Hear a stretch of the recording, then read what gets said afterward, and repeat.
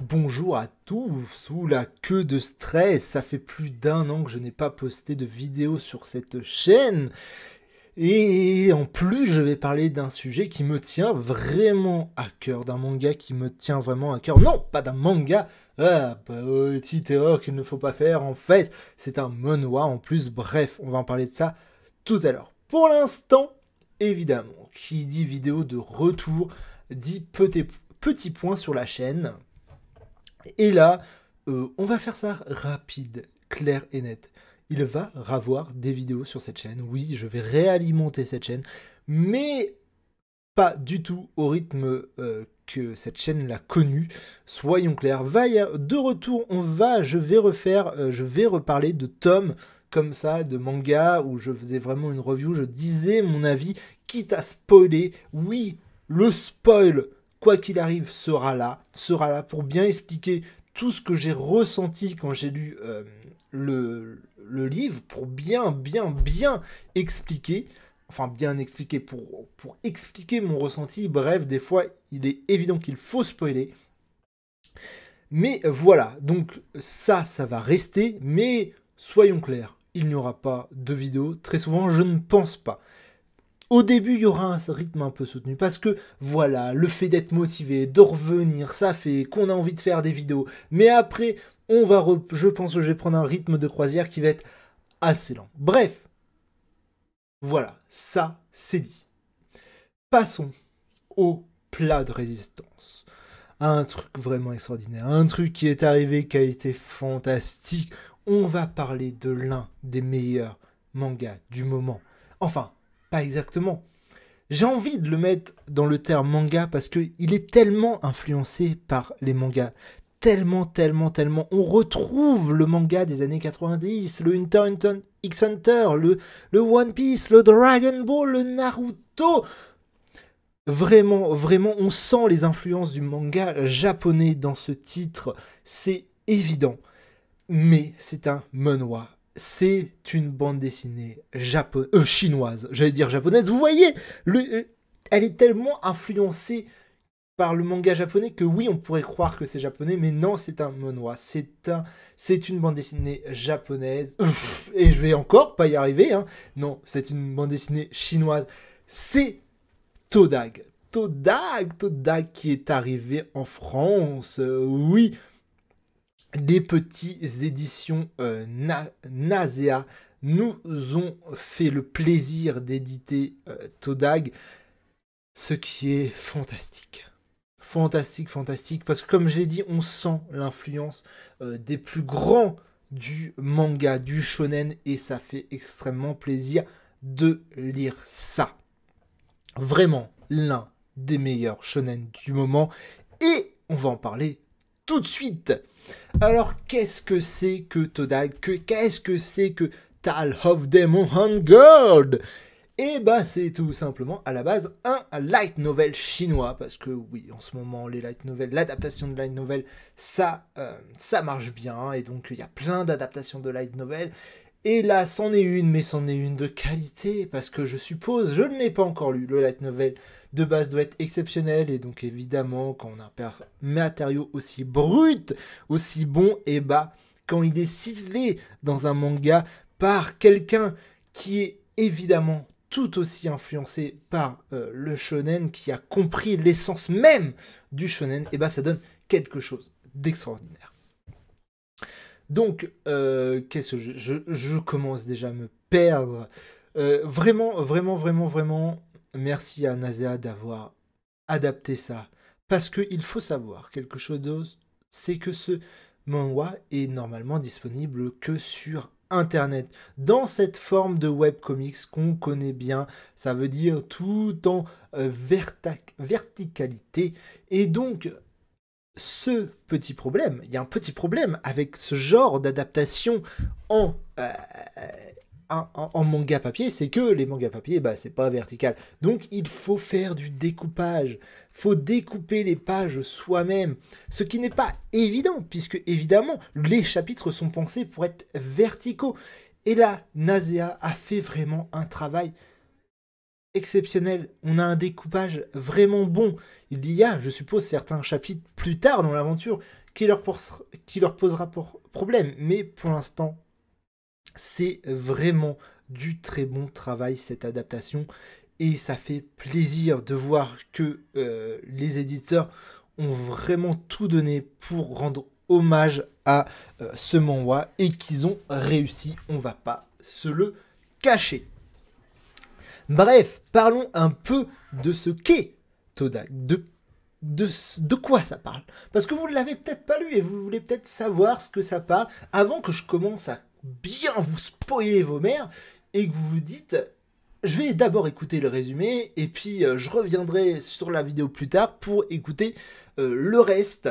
Bref, petit résumé qui va spoiler forcément un petit peu, un tout petit peu, mais pas de gros spoil qui ferait que ça vous gâcherait la lecture. De toute façon, je fais partie de ces gens qui considèrent que le spoil n'est pas gâché, surtout sur des vidéos d'analyse comme ça YouTube, parce que je suppose que soit, si vous êtes sur cette vidéo, soit vous avez déjà lu Todag et votre curiosité vous a poussé à vous dire tiens, mais qu'est-ce que pense cet homme qui ressemble à un ours avec cette barbe de Todag, ou alors vous n'avez jamais lu Todag, vous n'aviez pas l'intention de le lire, et donc pour que je vous convainque de lire Todag, il faut évidemment que je vous en parle un peu plus en profondeur et que je vous spoil pour vous donner un peu plus envie de le lire.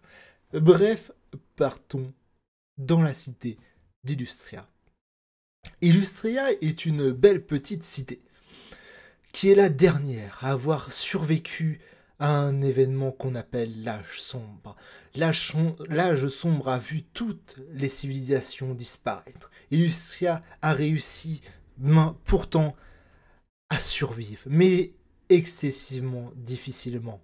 Ils arrivent à survivre, mais chaque jour est une lutte infernale. Dans cette petite ville d'Illustria, enfin qui est quand même assez grande, on va pas se cacher, vit le jeune Nelly qui coule des jours paisibles en étant un rebut de l'humanité. Enfin, est considéré comme un rebut de l'humanité puisqu'il n'est pas très fort, vraiment, vraiment pas très fort. Même, on peut le dire, assez pourrave. Bref, il vit sa vie jusqu'à ce que arrive le drame. Illustria tombe, sombre, attaqué par une meute de bêtes extrêmement puissante et trahi par l'une des grandes familles qui devait protéger la cité tombe. Nili fuit, il ne peut que faire ça, il n'est pas assez puissant pour protéger les gens, il n'est pas assez puissant pour protéger la cité, il fuit donc en essayant de protéger au moins certains survivants. Dans cette fuite, il se rapproche de la belle... Ah oui, c'est comme ça que ça se prononce. Oh là, je ne saurais jamais prononcer son nom. Ziyun, je prononcerai très mal ce nom. De la belle Ziyun, ancienne, non, toujours on peut dire, fille du chef d'Illustria, qui est donc mort lors de la bataille, mais c'est pas grave. À eux deux, ils vont tomber amoureux. C'est un amour, pourtant qu'on aurait pensé impossible entre un jeune roturier et une princesse. Et pourtant, les événements de cette fuite font qu'ils tombent amoureux. Ensemble, ils essayent de survivre avec les autres survivants d'Illustria. Mais le malheur rattrape toujours. Et la belle Zinyu meurt. C'est alors que Nili, impuissant, complètement désemparé, commence à errer sur cette planète, sur cette terre qui, contrairement à ce que pensaient les habitants d'Illustria, est encore pas mal habitée. Il y a quelques poches de résistance, quelques poches de survivants. Et donc Nili va parcourir le monde, et lui qui était bien pourra, va devenir une putain de bête de puissance, parce qu'il va amasser énormément de compétences, il va devoir survivre, ce qui va le forcer à devenir plus fort. Toujours. Et il va marcher comme ça, sans cesse, jusqu'à un jour malheureux. Et oui, il fallait bien que ça arrive. Nili se retrouve encerclé par des bêtes surpuissantes. Malgré un combat épique,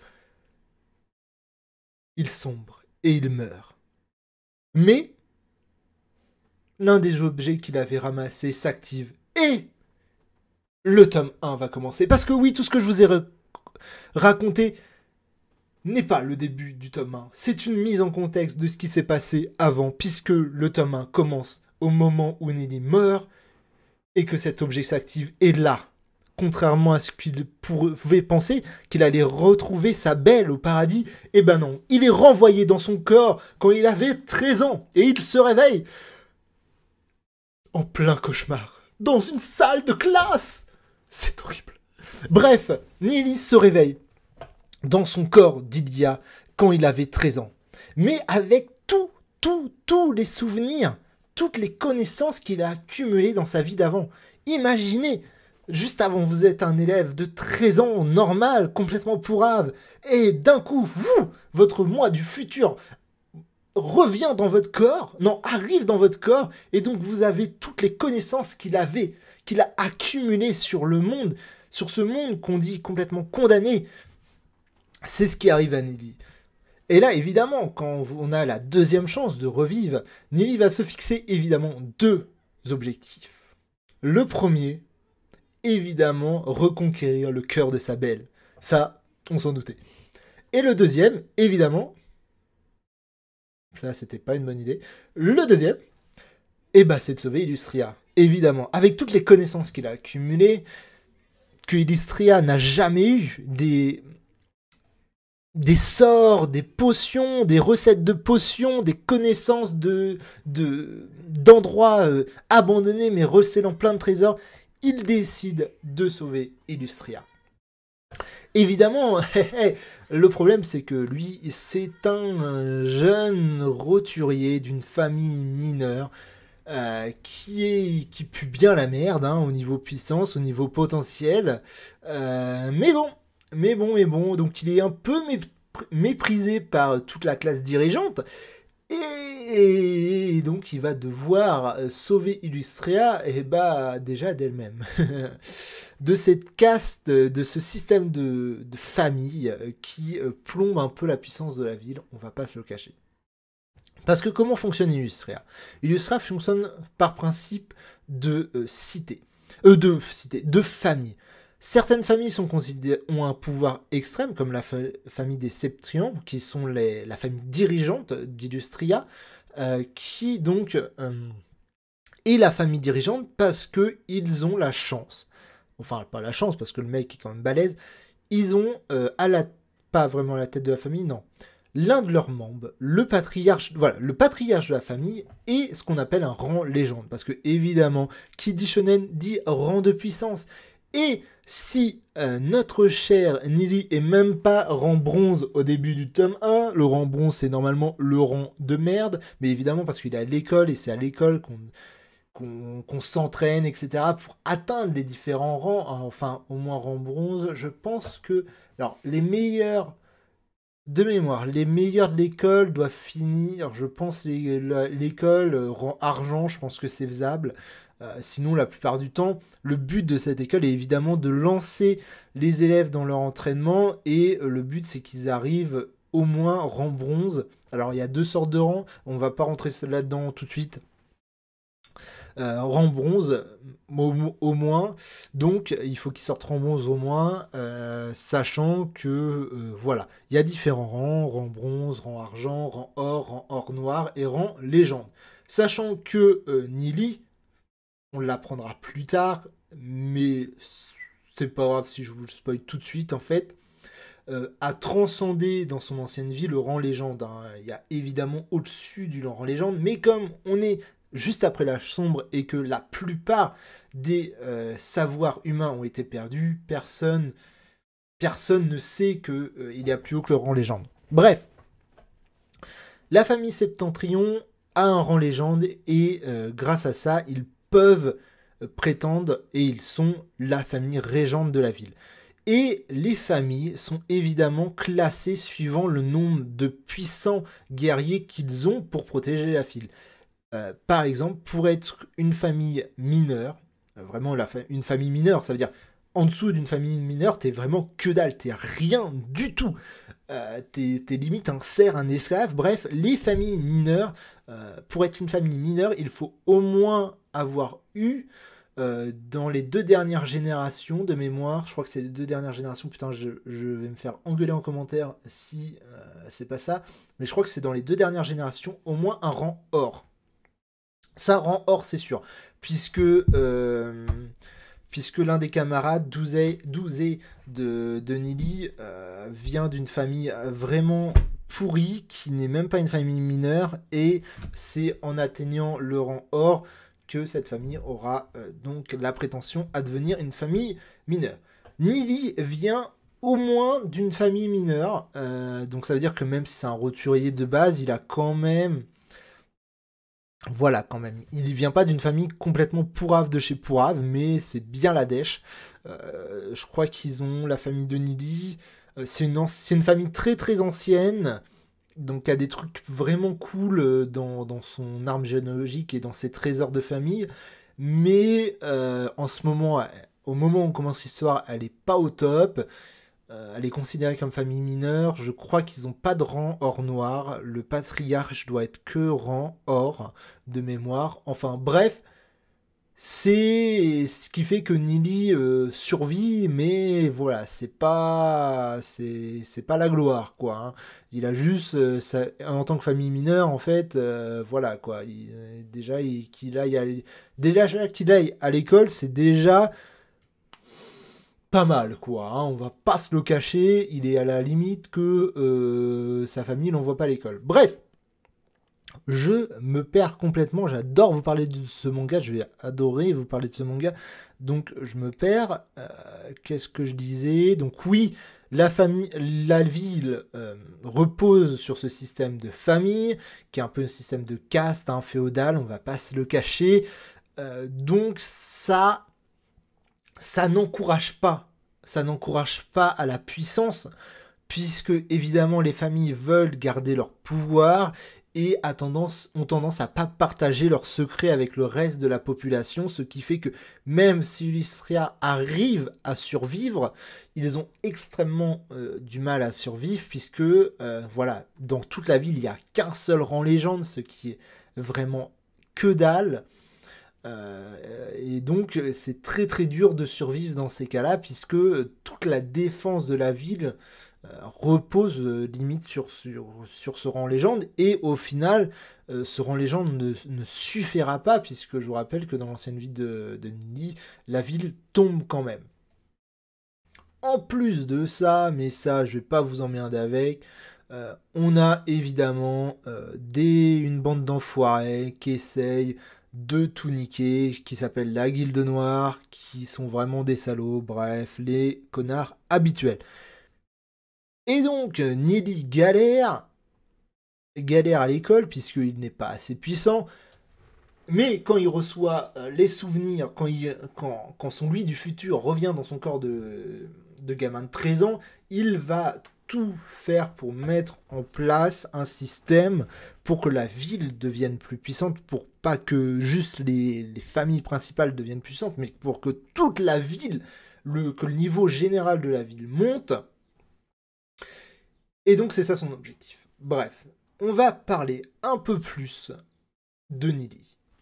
Parlons un peu plus de ce personnage, qui est le personnage principal, qui est vraiment bien mené, qui est vraiment un personnage ultra cool. On n'est pas du tout sur le personnage de shonen de base, et malgré le fait que je vous ai dit tout à l'heure que l'auteur clairement est très inspiré du shonen, c'est très clairement inspiré du manga shonen, il y a quand même des originalités, des trucs nouveaux, qui fait que Todag a quand même son âme à lui, et qui rend le manga vraiment génial. Comparé à un My Hero Academia, mais on reviendra sur le cas My Hero Academia plus tard. Bref, donc, Nili, personnage à la classe infinie. Vraiment, une fois qu'il y revient, c'est vraiment, vraiment cool. Le personnage, comme je disais, est vraiment bien mené, à une psychologie intéressante. Déjà, on n'est pas Ah voilà, c'est là où j'en étais. On n'est pas sur le shonen de base avec le héros complètement con comme on en a dans tous les shonen. Là, on est sur un personnage qui est intelligent, qui est même le plus intelligent de la ville où il vit. Déjà, dans un shonen manga, quand le mec est plus intelligent est le plus intelligent du quartier où il vit, c'est déjà incroyable, c'est déjà ultra rare. Alors là, d'être le plus intelligent du quartier de toute la ville, c'est exceptionnellement rare. Et c'est ça qui est cool, qui change un peu, qui change vraiment.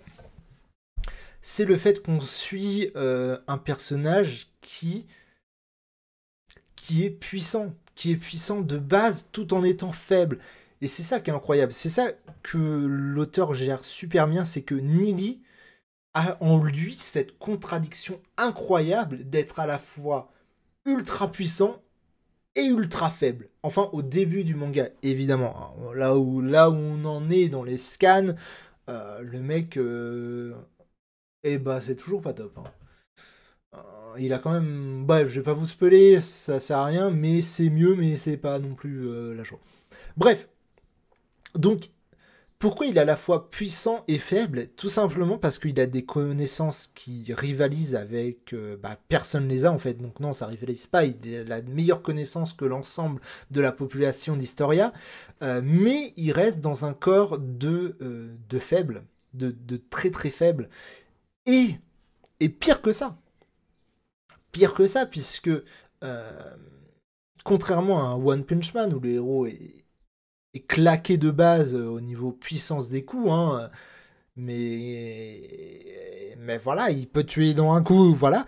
Là, Nili, c'est pas ça. Même avec ses connaissances ne lui permettent pas de contrer la puissance physique, la puissance de combat de certains des adversaires. Soyons clairs, au début, Nili ne va pas se taper contre des rangs or dès le début, ou alors quand il le fait, c'est vraiment avec des astuces ultra compliquées qui mettent sa vie en jeu. Donc, malgré ses connaissances, il reste faible. Ce qui fait que, il doit s'entraîner. Sauf que... Nili est pourrave, je vous l'ai dit, et il est pourrave bien au-delà du raisonnable. Ça veut dire que dans le monde d'Historia, dans le monde où est la ville d'Historia, il y a un système d'essence. Non, pas d'essence, le carburant, l'essence vitale, quoi. Et elle est catégorisée en plusieurs catégories. Et évidemment, sans surprise, Nili donc refait enfin non, il l'avait même pas fait dans son ancienne vie. Donc Nili évalue son essence l'essence qui permet de voir quel est votre potentiel, hein. Par exemple, si votre essence c'est la couleur cyan, et vous avez un haut potentiel. Évidemment, Nili a une essence de merde, une essence rouge de merde, même lui le dit. Il le dit clairement, il dit putain, avec cette essence, je comprends pourquoi dans mon ancienne vie j'ai grave galéré à m'entraîner. Mais sur ce coup-là, c'est pas trop grave, puisque grâce à ses connaissances, il peut contrer cette, on va dire, cette difficulté. Mais voilà, à quel point Nili est intéressant dans le fait que, voilà, il est à la fois ultra puissant grâce à ses connaissances, il a des connaissances incroyables qui lui donnent un avantage énorme, mais en termes de combat, c'est pas gagné. Et pourtant, il gagnera des combats, mais comme je disais, difficilement la plupart du temps, enfin difficilement pour certains, pour d'autres, voilà, les connaissances suffisent, mais voilà. Bref, je m'égare. L'important avec Nili à savoir, c'est ce caractère de gars vraiment intelligent, tout en sachant ce qu'il fait, tout en comment dire, tout en gardant la tête sur les épaules. Jamais Nili ne deviendra arrogant à cause de ses connaissances. Il ne perd jamais de vue son objectif, alors que honnêtement, vu les connaissances qu'il a, il aurait pu juste profiter de sa vie, de sa nouvelle vie, parce que même si vous allez me dire, ouais, mais Lystria serait quand même attaquée, la ville tomberait. Oui, mais vu les connaissances de Nili, il aurait pu juste sauver ce qui pouvait le rendre, on va dire, riche, et une fois qu'il serait tombé, partir dans un autre endroit et puis vivre confortablement. Non, Nili va sauver sa cité, va récupérer sa copine. Bref, enfin ça, pour la copine, c'est une autre histoire. Mais au moins pour la cité, on ne doute pas qu'il va y arriver et on suit ses aventures avec délectation, puisque même si il est, comment dire, ostratisé? Ouais, non. Même si personne ne le prend au sérieux au final dans les têtes pensantes, au moins, du moins au départ, il n'abandonne jamais, il a des plans incroyables, et surtout, il fait avancer réellement le niveau de la ville de manière générale. Et ça, bref, suivre ses aventures, c'est vraiment très cool. Purée,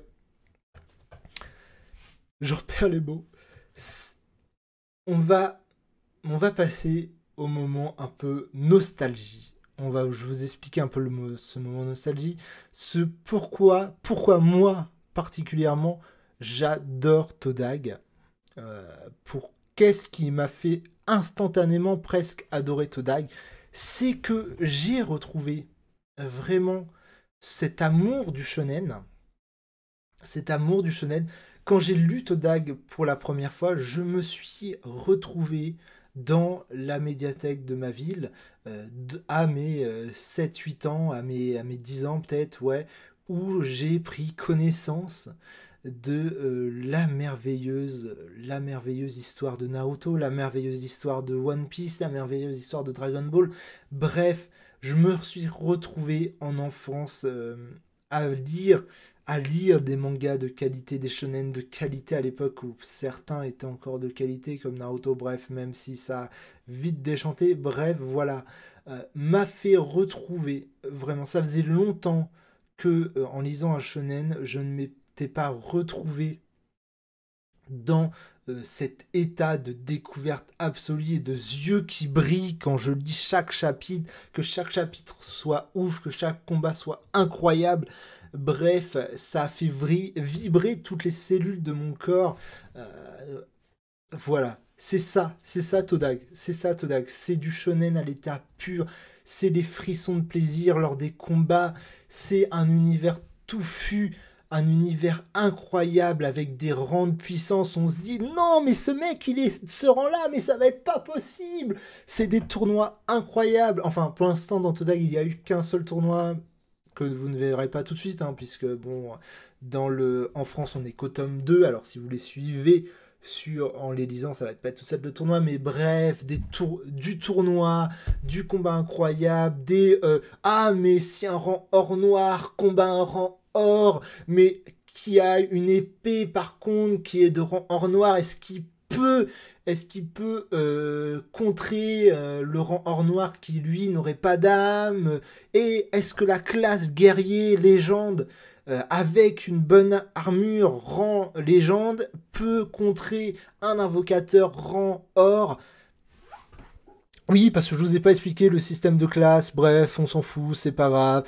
On fera peut-être un débrief dans une autre vidéo, vraiment pour expliquer tout ce qu'il y a à savoir sur Todag. Si vous le voulez, évidemment, vous le mettez en commentaire, bref. Mais voilà, c'est un peu ça, c'est à se demander, c'est le retour, c'est ça qui est bon dans le shonen. C'est ça, c'est ces questions, c'est ce genre-là. Est-ce qu'un Super Saiyan 3 peut battre un Super Saiyan 2, mais qui serait un Super Saiyan 2 qui viendrait de se transformer pour la première fois? Bref, beaucoup trop de questions intéressantes au niveau des rangs, au niveau de l'univers.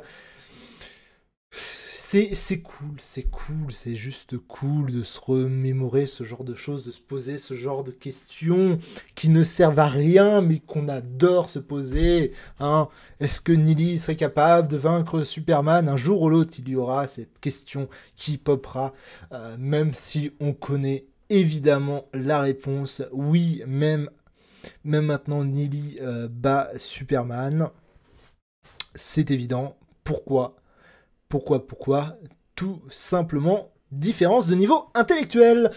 Non, je rigole, je crois qu'il faudrait réfléchir calmement à cette question. Et c'est pas gagné, et elle ne sert à rien, mais elle est tellement cool à se poser. Bref, on n'a toujours pas résolu le cas Sangoku versus Superman, donc on ne va pas s'occuper tout de suite du cas Nili versus Superman. Par contre, le cas Nili Sangoku est très simple. Hein. C'est Sangoku qui gagne sur un combat, c'est Nili qui gagne sur un test d'aptitude. Mais ça, je crois que c'est plié. Bref, qu'est-ce que je pourrais rajouter pour vous motiver à lire Todai? Je vous ai expliqué un peu comment fonctionne l'univers, pourquoi il est bon, comment... Ah oui, si, la couleur est cool, je veux dire, la couleur rend vraiment quelque chose, faut s'habituer honnêtement. Hein. La couleur, c'est pas quelque chose qu'on s'habitue du premier coup. On n'a pas l'habitude de voir un shonen en couleur. Soyons clairs, les couleurs sont bonnes. Les couleurs sont bonnes. En tout cas, les couleurs sont largement plus bonnes que ce qu'on peut voir sur les sites de scan qui des fois colorient les chapitres de One Piece ou les chapitres de Naruto où les couleurs sont dégueulasses, où je comprends pas pourquoi les mecs font ça, ils le savent, ce qu'ils font c'est de la merde. Là ça rend bien, là on a de vraies couleurs qui rendent bien parce que évidemment le manga est pensé à la base pour ça, donc évidemment ça rend bien. Voilà. Voilà, j'ai envie de dire, lisez Todag, lisez Todag, lisez Todag, faites-moi plaisir, lisez Todag. Vraiment, vous le regretterez pas, vous passerez un vrai bon moment. Bref, c'est donc la vidéo de retour de cette chaîne, il y aura donc de nouvelles vidéos sur cette chaîne et tout le monde est content, enfin, je sais pas. J'étais un peu... pas très clair sur certains points, je pense, dans cette vidéo. N'hésitez pas à le dire s'il y a des trucs que vous n'avez pas compris. J'avais pas trop envie de spoiler dans cette vidéo, de spoiler un minimum pour vous donner envie de lire Todag. Mais si vous avez envie, je peux faire des vraies vidéos où on parle exactement de ce qui se passe dans Todag, des rangs de puissance, qu'est-ce qu'ils veulent dire, des familles, qu'est-ce qu'on a comme info sur les familles. Bref, on se retrouve pour une prochaine vidéo sur cette chaîne. En attendant, lisez bien.